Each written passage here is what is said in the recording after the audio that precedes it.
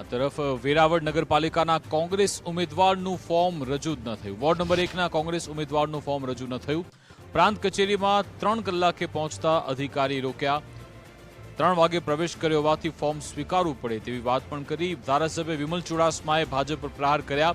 ભાજપની કિન્નાખોરીના કારણે આવું થાય છે। અધિકારીઓ ભાજપના એજન્ટની જેમ કામ કરે છે। સવારથી ભાજપના એજન્ટ હોય એવી ફરિયાદ મળી। વિમલ ચુડાસમાએ કહ્યું, જિલ્લા કલેક્ટરને રજૂઆત કરીશું।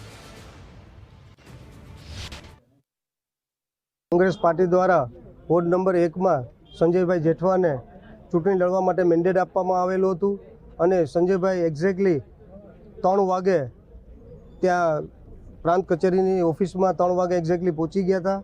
તેમના ગેટ પાસેથી પંકજભાઈ કરીને કોઈ અધિકારી દ્વારા એમને જવા ન દેવામાં આવ્યા। પણ મને ચોક્કસ એવી રીતે લાગી રહ્યું છે, ચોક્કસ કોંગ્રેસ પાર્ટી ઉપર ભારતીય જનતા પાર્ટીના ઇશારે આવા અધિકારી પંકજભાઈ જેવા અધિકારી દ્વારા રોકવામાં આવતા હોય। સવારની ફરિયાદ એમની આવતી હતી કે આ પંકજભાઈ અને બીજા જે ભારતીય જનતા પાર્ટીના એજન્ટ બની રહ્યા છે, કારણ કે સતત 5 વર્ષથી ભારતીય જનતા પાર્ટી દ્વારા એ નગરપાલિકા હોય કે તાલુકા પંચાયત હોય કે જિલ્લા પંચાયત હોય એમાં 0% કામગીરી કરવામાં આવી છે, સંપૂર્ણ નિષ્ફળ રહ્યા છે।